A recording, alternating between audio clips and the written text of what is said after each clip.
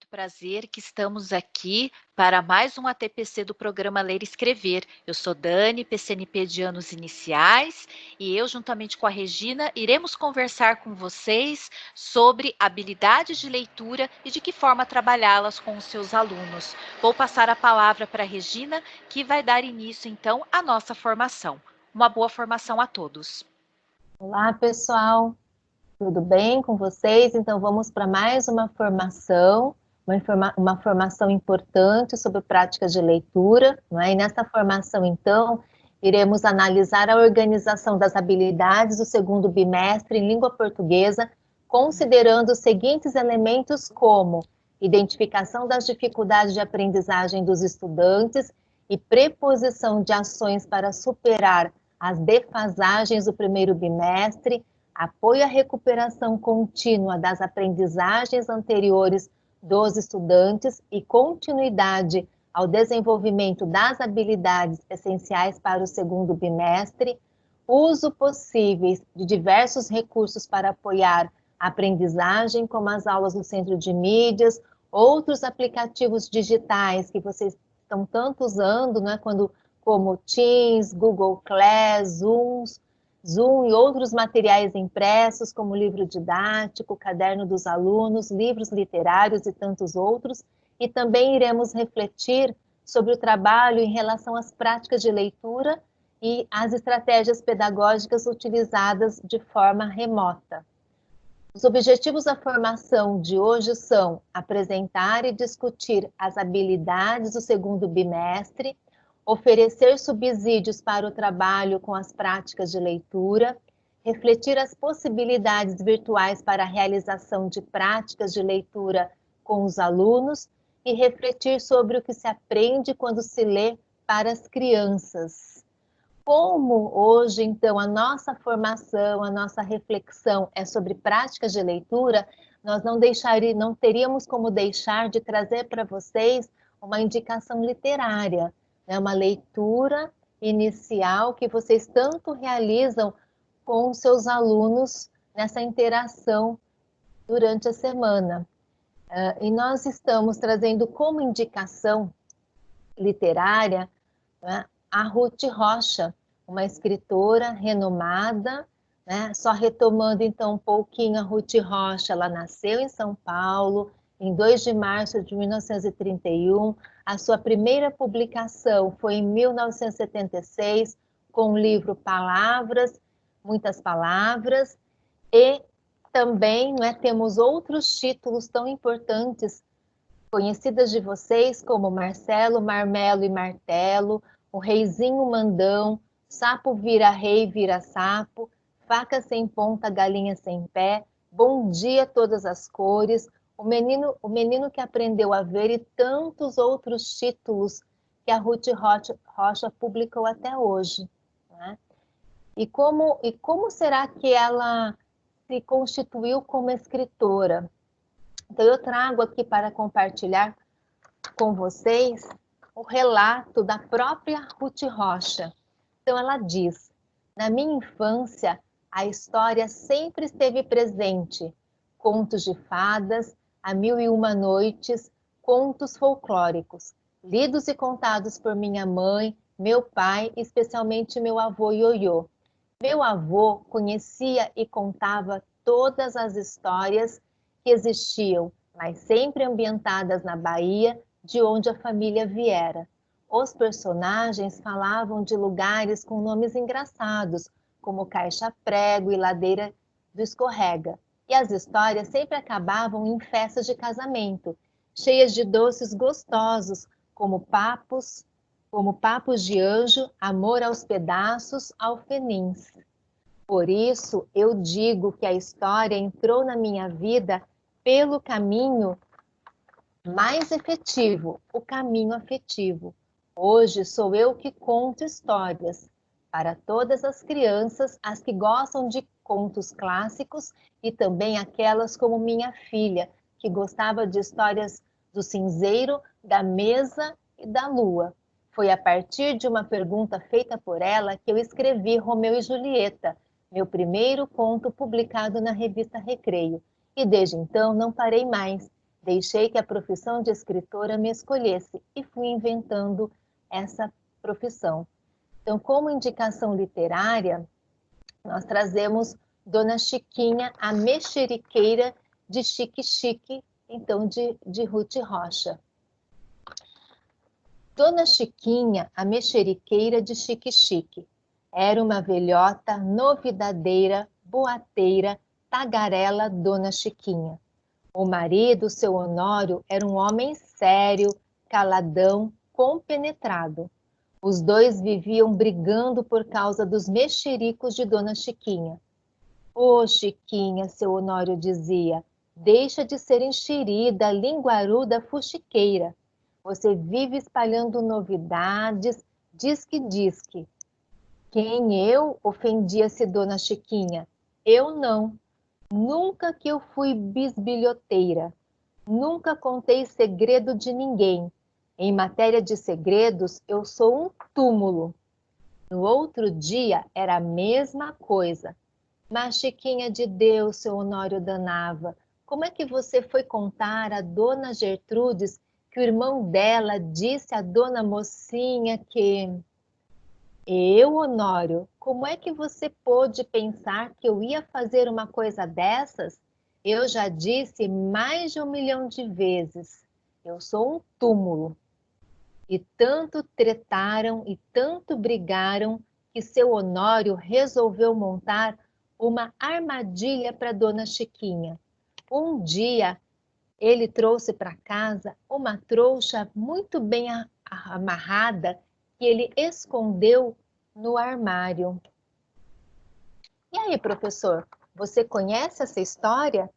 Já leu outras histórias de Ruth Rocha? Por que será que a Dona Chiquinha é de Chique Chique? Pensando um pouquinho nesse trecho da indicação literária que nós trouxemos para vocês, que nós escolhemos com carinho essa leitura, vocês foram antecipando os fatos, os acontecimentos? O que mais chamou a atenção?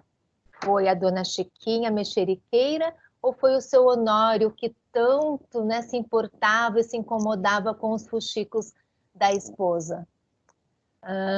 A Ruth Rocha, ela traz verdadeiras histórias, né, maravilhosas, que são tesouros da tradição popular de vários países, tanto do nosso país como de várias partes do mundo. São histórias muito bem contadas, divertidas, que ensinam e nos levam à imaginação. Mas o que será que aconteceu com Dona Chiquinha? O que será que tinha nessa trouxa amarrada, escondida no armário? Para saber o final da história, procure ler o livro O Velho, o Menino, o Burro e Outras Histórias de Ruth Rocha e bom divertimento.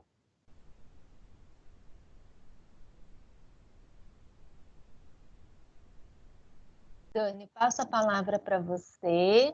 Ok. Para a gente continuar conversando, então. Isso. Muito bem, pessoal. Então, e agora, né?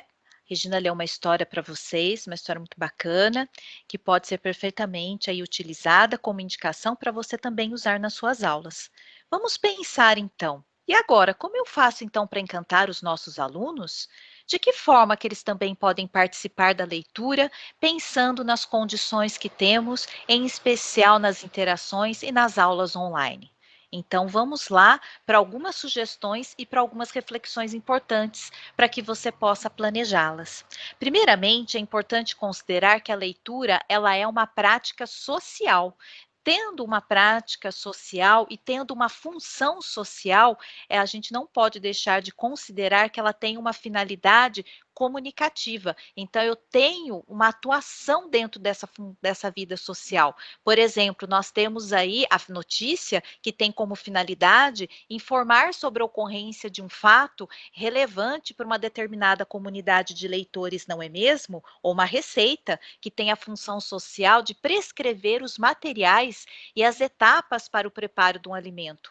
Dessa forma, é importante para que a gente trabalhe, ensine essa função social, além de explicar as finalidades, também trabalharmos com os alunos, comentando com eles sobre as hipóteses que nós podemos fazer antes, né, da leitura, o que podemos confirmar durante a leitura e, em especial, explicar para eles qual é a situação comunicativa do que estamos lendo, qual é a finalidade, qual é o contexto de produção que estamos lendo.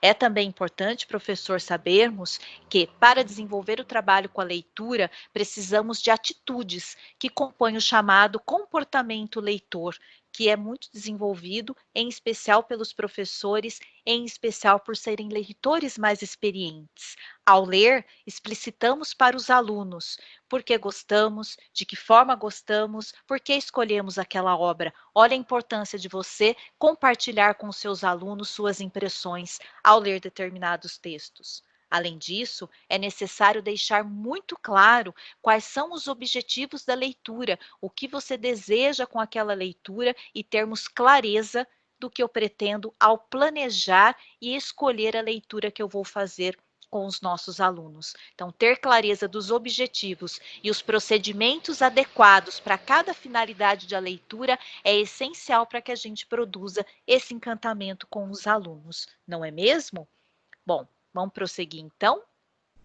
Bom, para que a gente também faça todo esse planejamento e trabalhe com as habilidades, eu preciso conhecer, afinal, quais são as habilidades essenciais para o ensino da leitura.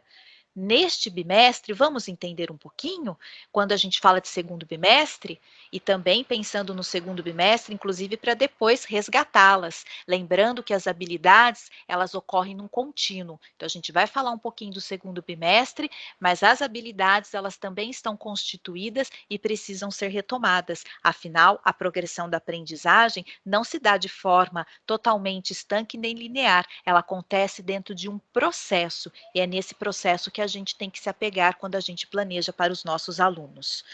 De que forma que essas habilidades estão organizadas? As habilidades, enquanto organizadores curriculares, elas estão organizadas dentro das práticas de leitura, pensando justamente na construção do comportamento leitor, na construção dos sentidos do que é lido, na busca da compreensão textual daquilo que foi ofertado também pelo professor e na aprendizagem do que nós chamamos de um leitor proficiente, de um leitor que lê com autonomia, de um leitor que compreende e que reconstrói os sentidos daquilo que lê. Fácil desenvolver tudo isso? Claro que não, mas o nosso trabalho, com certeza, é trabalhar para que esses passos possam ser dados. Por isso que a gente tem que pensar qual é o nosso papel. Nosso papel é garantir as condições didáticas adequadas, porque, afinal de contas, nós somos mediadores e somos leitores proficientes. Então, esse é o nosso grande trabalho aí na formação de leitores. E o papel do aluno? O papel do aluno, além de se envolver com a aprendizagem, é de ser protagonista e participar da construção dos sentidos do que é lido, tendo o professor, claro, como mediador desse processo. Para a gente falar das habilidades, nós fizemos o recorte de algumas habilidades que nós consideramos essenciais no trabalho, pensando nas sequências e nos projetos que o programa Ler e Escrever apresenta. Então, vamos lá. Quais são essas habilidades? Primeiro, ler e compreender diferentes textos do campo artístico literário, os contos presentes nos primeiros e segundos anos, as fábulas presentes nos quartos, as lendas também, entre outros. Além disso, ler e identificar na leitura diferentes tipos de textos do campo artístico literário, como contos, fábulas, lendas e outros, em especial os elementos constituintes da narrativa. Quem são os personagens? Quem são os narradores? Os conflitos, o enredo e de que forma o tempo e o espaço está tecido na construção dessas narrativas. Além de constituir as narrativas e olhar para as narrativas, é também importante que o aluno consiga compreender por quê e reconhecer que esses textos literários fazem parte do mundo de ficção. Qual é a função da ficção? E de que maneira se apresentam enquanto dimensão lúdica, de que forma eles podem encantar. inclusive apresentando a diversidade cultural como patrimônio artístico da humanidade. Não é à toa que no terceiro ano a gente tem a participação dos contos de diversos lugares do mundo, justamente para a gente discutir a questão da diversidade cultural.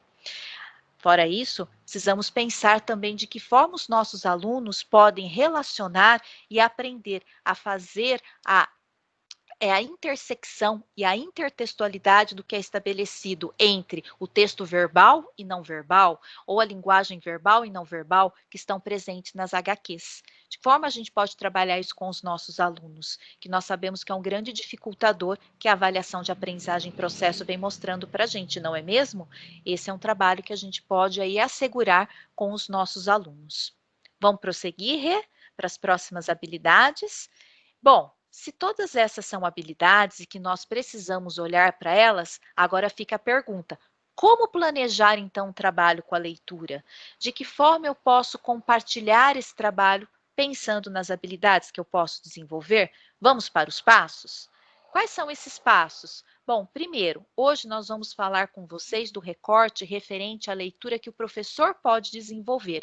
Em outras formações, falaremos de outras modalidades de leituras presentes. Então, pensando na leitura feita pelo professor, primeiro passo que a gente tem que seguir é, antes da leitura, eu tenho que preparar a leitura, eu tenho que planejá-la, ler com antecedência para conhecer o texto, para saber onde precisa a entonação da voz, onde parar, se eu tiver, de fato, realizando outras modalidades de leitura, se for um texto que será lido um pouco por dia, como a leitura em capítulos, então eu preciso me organizar para adequar aquilo que eu vou ler.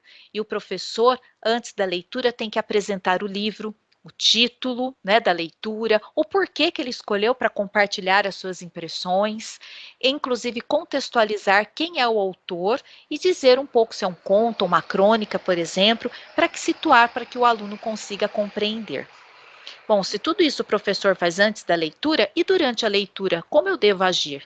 Durante a leitura, deve realizar a leitura com clareza, realizar a leitura com compreensão, sem substituir as palavras que o autor usou. Afinal de contas, nós estamos ampliando o repertório dos nossos alunos, não é mesmo? E, após a leitura, o que fazer? O professor pode compartilhar com os alunos o que nós chamamos aí sim do comportamento leitor experiente. Por exemplo, compartilhando as impressões, com o texto que escolheu, ou relatando alguns trechos e destacando o porquê que aqueles trechos são importantes para a leitura. E até mesmo dizendo o seu parecer, a sua compreensão, se gostou, se não gostou, se leria mais, e até depois compartilhando a opinião com os nossos alunos. Mesmo? Então vamos lá. Após isso, é muito proveitoso também que os alunos sejam convidados a dizer o que pensaram ou sentiram a partir da leitura do texto. No início, a gente sabe que os comentários podem ser simples, como eu gostei dessa leitura, professor, ou essa leitura não me agradou, eu não gostei daquilo que foi colocado, mas depois, com as boas intervenções, isso pode se transformar de fato em comentários e até mesmo em apreciações, que é aquele trabalho tão importante com apreciação e réplica que nós também devemos e podemos realizar com os nossos alunos. É importante também pensar em boas perguntas que permitam aprofundar o que os alunos disseram inicialmente e de que forma e por que escolheriam este ou aquele gênero, explicando também o porquê escolheriam. Então, aí sim, pensando nas boas intervenções. Bom, para que tudo isso aconteça, eu também preciso pensar como escolher o livro para ler para minha turma? Que livros seriam melhores? Vamos ver alguns passos para a gente pensar? Então, vamos lá. Primeiro, para que a gente possa escolher e realizar a leitura de forma online, em especial nas condições que estamos, nós precisamos pensar que a qualidade literária do texto ela é essencial. Isso significa o quê? Uma trama bem estruturada, que possa ser divertida, algo inesperado, cheia de suspenses, por exemplo, os contos de mistério, os contos de detetive, ou outros gêneros que tenham uma trama muito bem aí traçada. Personagens que chamem a atenção dos nossos alunos, uma linguagem bem elaborada, diferente daquela usada no cotidiano. Não que não possa ser utilizada, sim, mas a gente precisa ampliar o repertório para que eles conheçam outras formas de linguagem. né? Então, vamos ver mais um critério, qual que seria? Pode passar, Rê. Primeiro, vamos evitar escolher aquelas histórias com finais moralistas. Nosso objetivo não é trabalhar com lições de moral, mas sempre optar por textos com diversidades temáticas e principalmente de autoria representativa da esfera literária nacional e internacional. Nós temos cada vez mais nas avaliações de aprendizagem em processo autores presentes. Carlos Drummond de Andrade no 4º ano, não é mesmo? Nós temos aí o Manuel Bandeira no 5º ano, são dicas para vocês selecionarem para trabalharem com os alunos que estarão presentes aí na próxima avaliação de aprendizagem em processo. Ao ler um livro também em capítulos, é importante que você decomponha essa história em partes, mas sem perder o sentido, sem perder a coerência daquilo que quer ser dito. Crie momentos de interrupção justamente para que os alunos possam levantar as suas hipóteses. Retome essas hipóteses para ver se eles conseguiram confirmá-las ou não. Tudo isso é importante para deixar com gostinho de quero mais e até mesmo para a gente trabalhar com os procedimentos de leitura. Ouvir a leitura e também poder comentá-la já é uma atividade que ajuda e muito. Ajuda em quê? Né? Ajuda para que os alunos aprendam a trabalhar com a habilidade da escuta, tão presente aí no nosso currículo paulista. Mas ela para somente em ouvir histórias? Não, porque a leitura é viva. E quem está lendo compreende, estabelece sentidos. Por isso que é necessário fazer essas adequações, fazer novas compreensões. A gente também pede o cuidado para que no roteiro de estudo, após o aluno ouvir uma leitura ou ler um texto, fique atento a isso. Não é necessário complementá-la solicitando que façam desenhos da parte dos que mais gostaram, que dramatizem, que façam dobraduras. Afinal, a função da leitura não é trabalhar só com essas representações, mas é trabalhar exatamente com a compreensão humana, é trabalhar com a compreensão daquilo que foi lido e até mesmo que o aluno possa reconstruir os sentidos do texto. Pense nisso quando você for elaborar o seu roteiro de estudo. Podemos prosseguir, Rê? Bom, e aí vem algumas dicas. O que mais então eu posso garantir, em especial pensando nos recursos online que temos? Primeiro é informar os alunos sobre o que nós pretendemos com as atividades, explicitar para eles os objetivos, qual é a necessidade, qual é o papel dele, em especial pensando agora no ensino online. Quais serão os materiais utilizados, de que forma ele pode aprender melhor e de que forma ele pode se envolver melhor. Não se esqueçam daquilo que é muito importante no ensino online, o engajamento do aluno. E o professor pode fazer o seu papel trabalhando com o aluno e ajustando, né, exatamente para que ele se envolva nessas condições. Vamos para o próximo, Rê? Nós também podemos apresentar as atividades de uma forma que incentive os alunos a darem o melhor de si. E acreditem que a sua contribuição ela é relevante para todos. Por isso que quando vocês recebem vídeos, as mensagens, muitos professores estão trabalhando, recebendo a devolutiva dos alunos por mensagens no WhatsApp, ou mesmo, né, recebendo áudios, valorizem, comentem com os alunos tudo aquilo que foi recebido, mostrando a importância e a sua participação. É necessário criar um ambiente favorável à aprendizagem e ao desenvolvimento do aluno, em especial para um autoconceito positivo e em especial para que se acredite na confiança e na própria capacidade de enfrentar os desafios, como nós estamos agora.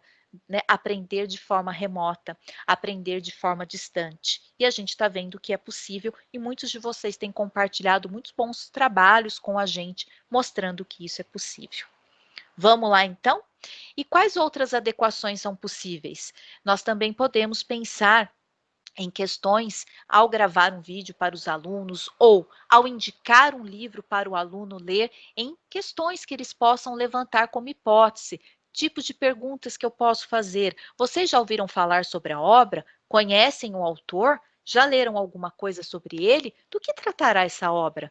Essas são questões importantes de início para uma conversa, para que a gente possa selecionar, inclusive, o conhecimento prévio dos alunos em relação ao que vai ser lido. Por que não lançar essas perguntas na proposta de atividade que vocês fazem com a leitura e nos roteiros de estudos que vocês fazem?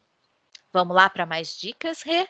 Além disso, explicar o que irá ler, explicar sobre o texto, pedir para que registrem o que mais chamou a atenção durante a leitura que eles ouviram vocês fazerem, para depois compartilharem suas impressões, isso também ajuda bastante. Quem inicia isso para leitores iniciantes, compartilhando as impressões? Você, professor. Lembre-se que você é o leitor experiente e que vai ajudar a construir o comportamento leitor. Além dessas adequações, você também pode compartilhar as impressões, né, por meio de outros aplicativos. Nós temos professores que criaram canal no YouTube, temos professores que criaram os grupos no WhatsApp e temos professores ainda que estão fazendo isso de forma presencial com o aluno, no sentido de trabalhar com ele de forma ali, síncrona, trabalhando e oferecendo as condições da melhor forma possível para ele. Também é possível pedir para os alunos se expressarem. Temos escolas que estão trabalhando com podcast. O professor comenta e o aluno comenta rapidamente as suas impressões também. Uma proposta importante para que a gente consiga conversar e aí trabalhando não só com as impressões, mas também com o desenvolvimento aí da oralidade e de que forma ele pode se expressar. Além disso, o professor também pode reunir as informações, apontando as semelhanças dos comentários dos alunos, o que apareceu em comum do que foi apresentado e ainda pode destacar outras impressões que não foram trazidas pelos alunos, para exatamente conseguir, né, produzir um aprofundamento, sempre colocar dicas para saber mais, vamos agora investigar, vamos então olhar para outras informações sobre este texto, sobre o autor, sempre conseguindo ampliar aí com os alunos sobre a leitura. Vamos lá para mais sugestões, Rê? Bom, e o que mais é preciso saber, né, sobre a questão do ensino da leitura? Primeiro, que quando lemos, nós desenvolvemos as capacidades, os procedimentos e alguns comportamentos que priorizamos.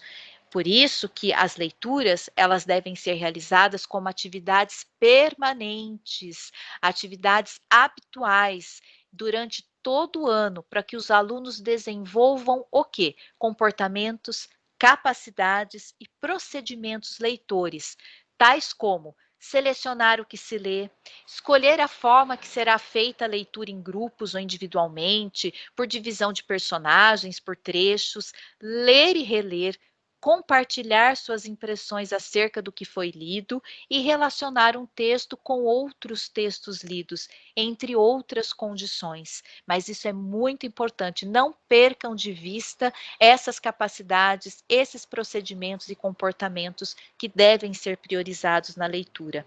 Além disso, vamos prosseguir.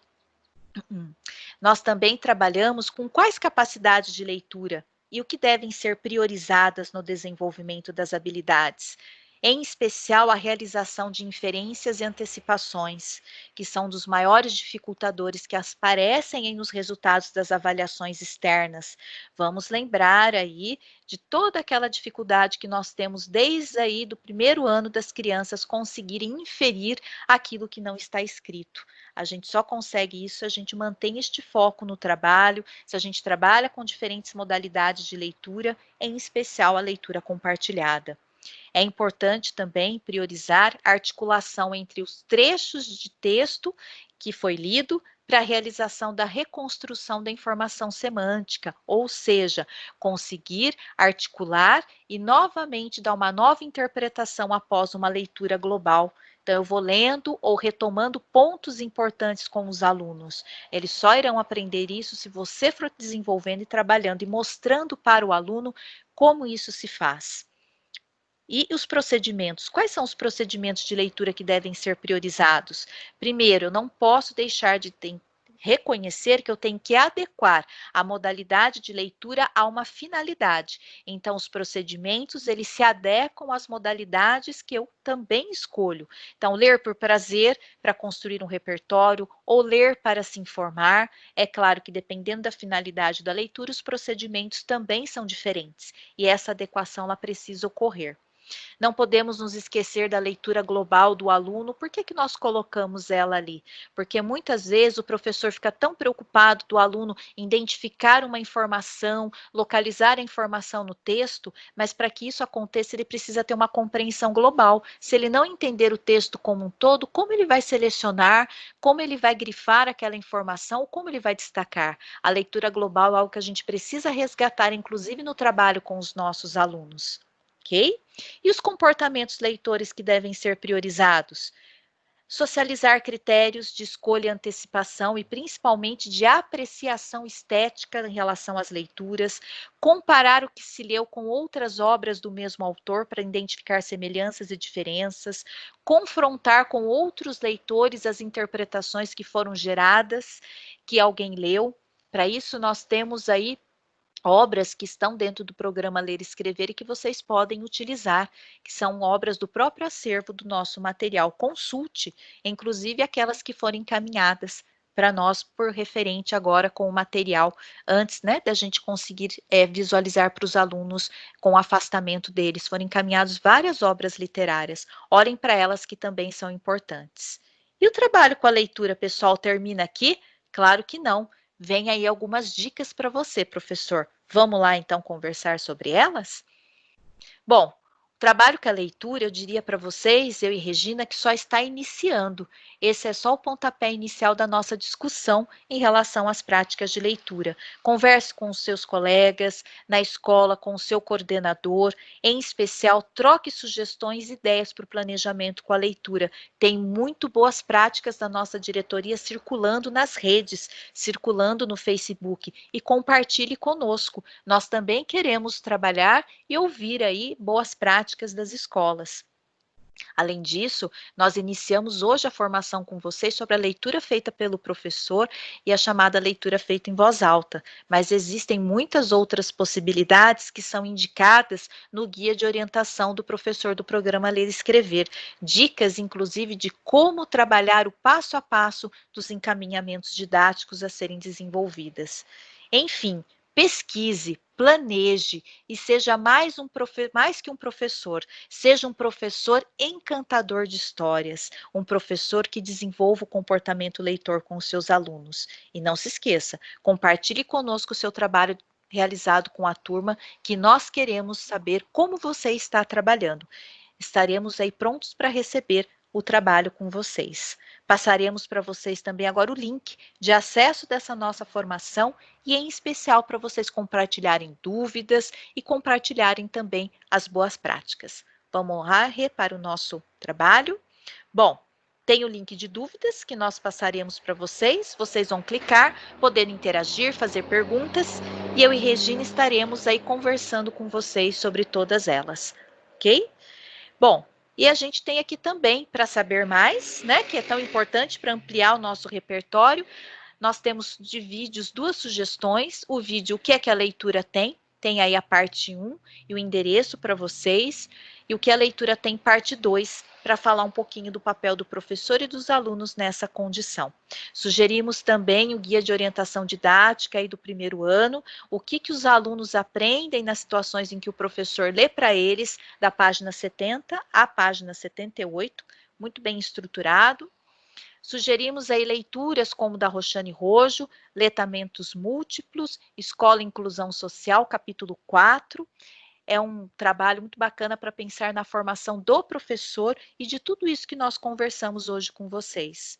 A Isabel Solé, Estratégias de Leitura e de que forma nós podemos utilizá-la, e também aí uma matéria da revista Nova Escola, O que é o comportamento leitor, que foi justamente aí todo baseado na obra da Adélia Lerner, também uma das grandes percursoras aí, que está embasado toda a metodologia do programa Ler e Escrever.